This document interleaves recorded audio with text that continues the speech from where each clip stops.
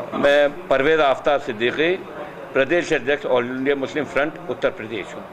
हम लोग यहाँ आज ये प्रेस कॉन्फ्रेंस इस सिलसिले में की है कि हमारे ज़िले में NIA के एक DSP जनाब तंजील अहमद साहब की निर्ममतापूर्वक हत्या कर दी गई थी। और हमारा ये मानना है कि चूँकि वो पठानकोट एयरबेस जांच से जुड़े हुए थे, उनके सीने में कुछ राज ऐसे थे कि अगर वो उजागर हो जाते तो केंद्र सरकार में बैठे हुए बहुत से मंत्रियों और अधिकारियों की गर्दन पर आंच आती। अब वो राज, वो जांच असली मंजर आम पे ना आए, इसलिए केंद्र सरकार ने उत्तर प्रदेश सरकार के सहयोग से तंजील अहमद साहब का निर्ममतापूर्वक अपने लोगों से हत्या करा दी। इस हत्या में पूरा योगदान उत्तर प्रदेश सरकार के भी रहा। ये बहुत निंदा का विषय है। हमारी ये मांग है कि इस पूरे प्रकरण की जांच अवकाश प्राप्त हाईकोर्ट जज के द्वारा की जाए और उनकी उस कमेटी में कम से कम 2 व्यक्ति मुस्लिम संगठनों के शामिल हों। जो भी खुलासा झूठा किया जा रहा है उत्तर प्रदेश पुलिस के द्वारा, वो बिल्कुल झूठा है। हम उससे बिल्कुल मुतमईन नहीं हैं। वो राजनेताओं को सुरक्षा देने के लिए उनके नाम उजागर न हो इसलिए करा जा रहा है।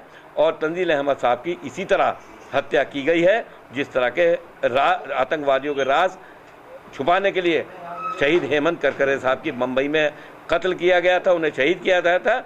उसी तरह शहादत तंजील अहमद साहब की भी है। उनके सीने के राज कहीं मंजर आम पे ना आए, इसलिए उनका कत्ल किया गया। उत्तर प्रदेश सरकार ने पूरा सहयोग उन कातिलों को दिया और कोई भी मदद पुलिस को उनकी नहीं करने दी गई। हमारा ये सबसे बड़ा चिंता का विषय है कि पहले सीओ जो थे ज़ियाउल हक, उनका कत्ल किया गया था। अब तंजील साहब का कत्ल किया गया।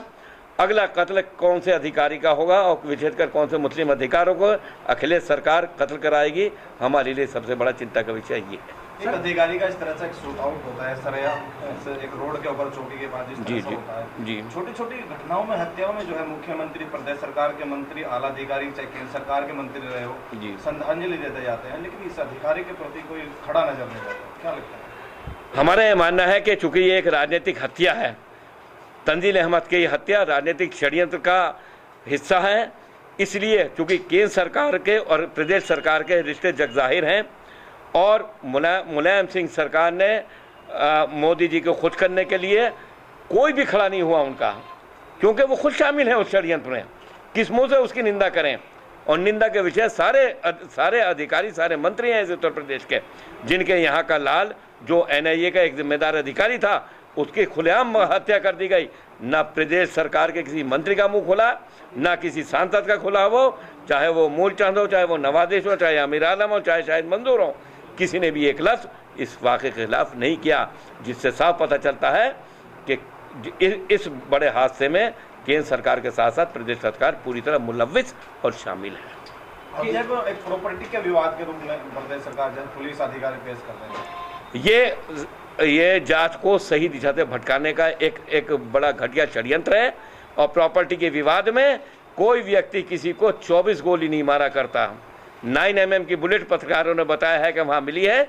9mm सरकारी बोर है, प्राइवेट बोर नहीं है। और अगर प्रॉपर्टी का विवाद होता तो उनके बच्चों को कत्ल क्यों नहीं करा गया?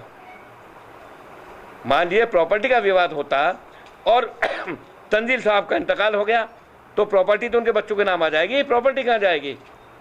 उनके बच्चों को भी तो कत्ल करते हैं वो लोग, पत्नी को भी इस स्थिति में छोड़ते जहाँ 24 बुलेट उनके मारी, 4 उनके भी मारते।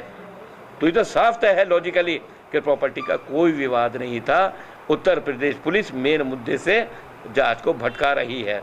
ये सब इसकी जड़ पठानकोट एयरबेस आतंकवादी हमले से जुड़ी है। सर, आप कह रहे हैं कि केंद्र सरकार में कौन सा मंत्री है? केंद्र सरकार में जो मंत्रालय उससे संबंध है वो है जिन्होंने सलविंदर सिंह को क्लीन चिट दी, वो हैं जिन्होंने एयरबेस के अंदर के आतंकवादियों के मददगारों को दी है मदद, वो हैं जो उनसे संबंधित डिपार्टमेंट है, चाहे वो गृह मंत्रालय हो, चाहे वो VK सिंह जी हैं, जिसके हम